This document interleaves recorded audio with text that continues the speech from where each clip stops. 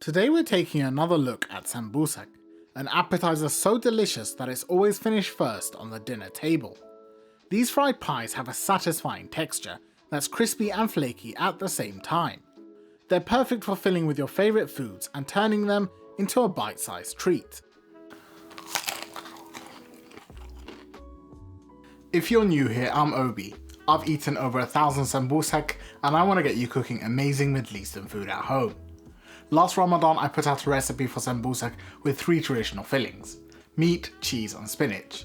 They're always present on any Ramadan dinner table and it's so easy to customise them with any food imaginable. This year I thought I'd show you 3 more fillings to give you some ideas on how you can stuff them. We've also switched out the dough for a Saudi version that is even puffier and much easier to work with. So let's get right to it. Like I mentioned, Sambousek can really be stuffed with anything, so I thought why not take some of my favourite foods and turn them into a Sambousek filling. For the meaty one we'll be making a Chicken Musakhan filling, which combines shredded chicken with confit sumac onions. For the cheesy one I'll be combining Kashkaval and cream cheese with some cured meat. And for the vegetable one we'll be making spiced chickpeas, which we'll mix with carrots, peppers and almonds. The first one we'll tackle is the cheese one, and this is the simplest and probably most popular of them all. I'll be using Kashkaval cheese in this recipe, which is a Turkish cheese that has a mild flavour and melts well. If you can't get this, you can use mozzarella or any other melting cheese in its place. Take 200 grams or 7 ounces of the cheese and shred it on a grater. When you're done you should have a pile that looks something like this. For the meat I'm using Pasterma, which is a spiced cured beef that's popular in the Middle East. This doesn't need any pre-cooking, and if you replace it make sure you pre-cook the substitute if needed. To prepare this I took 50 grams of Pasterma and cleaned it by removing the outer layer of spice coating. Next I diced it into small squares so it looked something like this. To finish up the filling I placed the shredded cheese in a bowl and added the diced Pasterma. I followed that up with 50 grams of cream cheese. This helps to bind the two together and gives the filling a creamier consistency. Finally I mixed everything together until I was left with a mixture that looks like this. There's no seasonings necessary because Pasterma is salty and quite flavourful, but you should add in some salt if you're using something else. The next filling is the Musakhan one, and this is based off of a recipe we did a while back for a traditional Palestinian Musakhan. It's one of my favourite tangy dishes, where onions are confit with loads of sumac and served with poached chicken. To start, place a pot on the stove over medium heat and add in 1 tablespoon of olive oil. To that add 1 small piece of mastic and let it melt. Once it disappears completely, add in half a cinnamon stick, 3 cardamom pods, 1 large bay leaf, a quarter of a teaspoon of cumin seeds and half a teaspoon of black peppercorns. Let them toast for about 1 minute until you can smell their aromas. Next add in half of an onion, which you'll want to roughly chop up. Saute the onion for about 5 minutes until softened, then add 2 cloves of garlic. Finally add 250 grams or 9 ounces of chicken breast to the pot and sear it on all sides. Once the chicken has some colour, add in 1 teaspoon of salt and enough water to completely submerge the chicken. Turn the heat up to high and bring the pot to a boil. Once it's boiling, turn the heat down to medium and cover the pot. This now needs to simmer for 30 minutes. While that cooks, we'll confit the onions. To do that, place a small pot on the stove over a low heat and add 50 ml or 1.7 fluid ounces of olive oil. Then add in 1.5 medium onions, which you'll need to cut into thin strips like this. Mix them with the olive oil until the onions are evenly coated, then cover the pot with a tight-fitting lid. Let this cook on low heat for 15 minutes. When the time is up, the onions will have completely softened and wilted. Go ahead and add in 25 grams or 1 ounce of sumac, which will give the Musakhan its tangy flavour. Follow that up with a quarter of a teaspoon of black pepper and half a teaspoon of salt.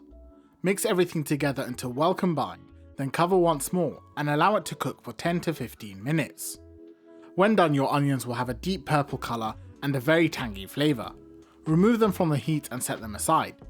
At this point, the chicken should also be cooked through. Go ahead and check it for doneness, then remove your chicken from the pot. The final thing you need to cook is 25 grams or 1 ounce of pine nuts, and you'll do this by toasting them with 1 tablespoon of olive oil in a pan. Keep stirring them in the oil over medium heat and then remove them once they begin to turn a golden colour. Let them drain on a paper towel lined plate. All that's left to do now is mix all the components together. I started by shredding the chicken, which you can see I've shredded into bite-sized pieces. Add the confit onions to the chicken, then mix it all together really well. Once it's looking uniformly mixed, add 40 ml or 1.3 fluid ounces of the stock into the bowl. This will increase the moistness of the filling, and you want to add enough stock to be absorbed by the chicken, but not too much so that there's excess sitting in the bottom of the bowl. Once you have mixed this into the chicken, add your toasted pine nuts and fold them into the mixture.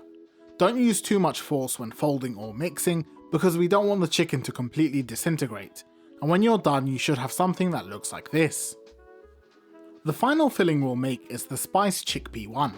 To make it, add 200 grams or 7 ounces of canned chickpeas to a pot, and you can also make it with dried chickpeas by adjusting the cooking time. Next, add in half of a small onion, which you should roughly chop up. Add in a whole tomato as well as 1 clove of garlic. To season, add half a teaspoon of cumin and a quarter teaspoon each of black and cayenne pepper. Finally, add half a teaspoon of salt and then add in enough boiling water to completely submerge the chickpeas. Turn the heat up to medium and allow this to cook for 30 minutes. If you're making this from dried chickpeas, they'll need to cook for 1 to 2 hours. When the time is up, your chickpeas should be wonderfully spiced, and if you're using dried chickpeas, they should be fully cooked. While the chickpeas are cooking, place another pot on the stove over medium heat and add in 1.5 tablespoons of olive oil. When it's heated, add in 1 medium onion, which you should chop into thin strips. Saute this in the olive oil for about 5 minutes until the onion softens and wilts. Next, add in 100 grams or 3.5 ounces of shredded carrot and mix it well with the onions. I then added in 30 ml or 1 fluid ounce of liquid from the boiling chickpeas and covered the pot with a tight fitting lid. Let this cook for about 5 minutes until the carrots have softened. Next, add in a quarter of a red and green pepper, which you need to cut into thin strips. Follow that up with 1 tablespoon of red pepper paste, or as a substitute, tomato paste. To season it, add half a teaspoon of salt and chili flakes, and a quarter each of ground cumin and black pepper. Mix it all together, then cover and let it cook for 5 minutes. Meanwhile, we'll take a pan and add in 1 tablespoon of olive oil over a medium heat. Next, add in 35 grams of flaked or slivered almonds, and toast these until they just start to brown. When they do, pour them out onto a paper towel to drain. When the 5 minutes are up, the peppers will have softened like so. Drain your chickpeas and add them into the pot, as well as the toasted almonds. Mix everything together really well until you have something that looks like this. Once you've made the fillings, you can start on the dough, as the fillings need to cool completely before you can use them. Last year's dough produced a great result, but it was a bit finicky to work with, so this year we developed a new recipe which is easier and produces a puffier result. The only downside is this new dough isn't vegan, whereas last year's was. To make it, add 375 grams or 13.1 ounces of all-purpose flour to the bowl of a stand mixer and follow it up with 1 teaspoon of salt. Next, add in 1 large egg, and here I was working with double the recipe. Now add in 3 tablespoons of vegetable oil and 150 ml or 5 fluid ounces of water.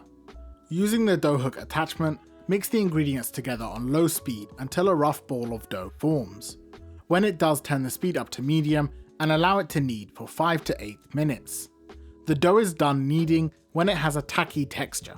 This means the dough is soft and pliable, and when you touch it, it should leave a small trace of dough on your fingers, but it shouldn't stick to your hands like crazy.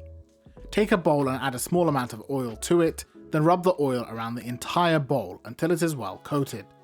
Next, empty your dough into this bowl and then cover it with a sheet of plastic wrap.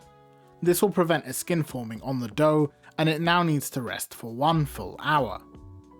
When it has rested, flour your work surface generously, then pour the dough out and shape it into a ball. Using a bench scraper, split the dough into 4 pieces, and each one of these will be rolled out and filled.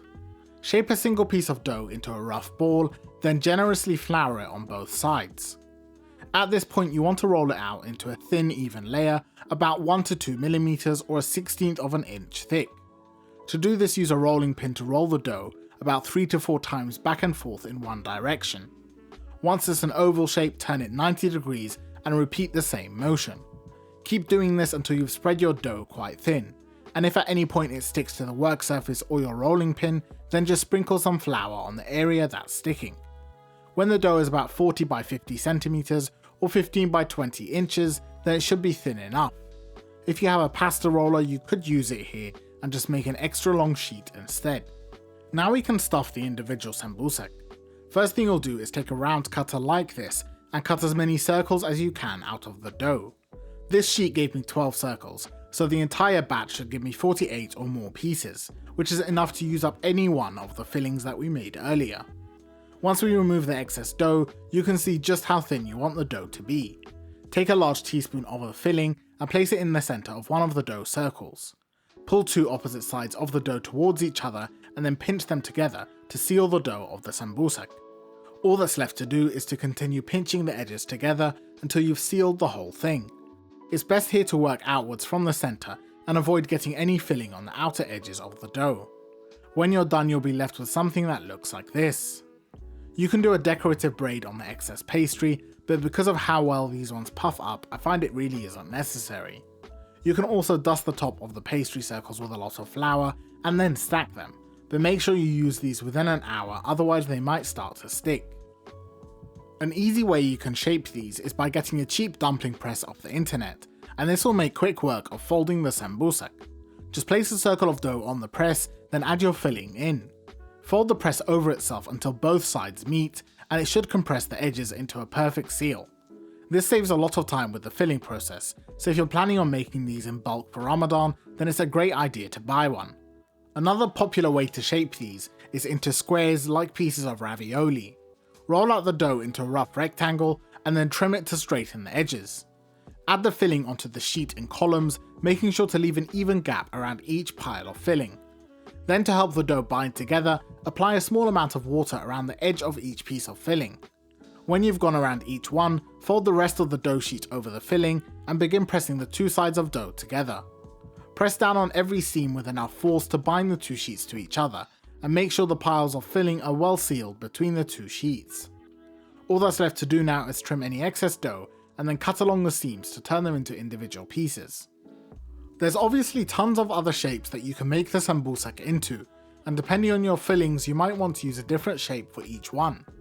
When they've been prepared, just place them on a tray that has been dusted with flour, then put them in the freezer for about half an hour to firm up. When the dough has dried and the pieces are holding their shape, you can transfer these to freezer bags and place them back in the freezer. They'll keep well for about 6 months, so once again this is a great thing you can make ahead of time for Ramadan. Or if you want, you can make some giant ones for an on-the-go meal.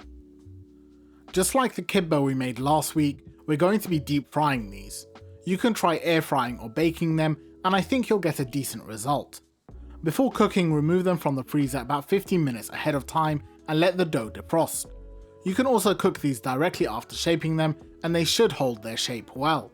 I recommend using a thermometer here, as you want to cook these at 170 to 180 degrees Celsius or 340 to 360 Fahrenheit. You'll also need to prepare a tray or plate with some paper towels, as the Sambousek will need to drain after frying. Add a litre or quart of vegetable oil to your pot and bring it up to temperature. When the oil has heated, add in 3 to 4 pieces of Sambousek and then immediately submerge them below the surface of the oil. Don't let them float to the top and keep them pressed down in the oil for about 20 to 30 seconds. That submersion causes the dough to puff up and form loads of small bubbles, and it's the key behind getting the Sambousek extremely crispy. Once the bubbles have formed, flip the Sambousek over and you'll fry them for about 2 minutes in total. If when you're frying the oil starts to bubble and pop, it's likely that one of the Sambousek burst. Don't panic, just fish them out of the pot and the oil should calm down again. Pretty much all the Sambousek cook for the same amount of time, but just keep your eye out for a beautiful golden colour across the pastry as a sign that they're done. Let them drain on the paper towel lined sheet when done and serve them while hot. I quite like the rustic look of these puff Sambousek, and the square ones in particular have loads of crunchy dough. After frying they should be completely dry and crispy like this.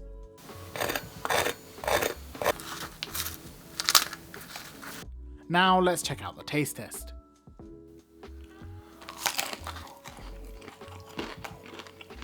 These Sambousek were fried over 3 hours ago, and despite that they're still flaky and crispy.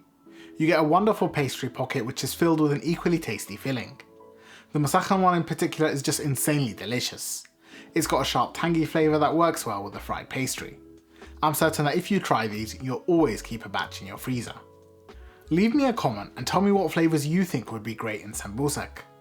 Thank you for watching, and be sure to click the like, share and subscribe buttons to help us spread the good word. As always, thanks to our Patreon supporters for making this video possible. If you like the recipe and want to help us make more, then consider becoming a patron. The link and recipe are in the description box down below, and I'll be back next week with another recipe.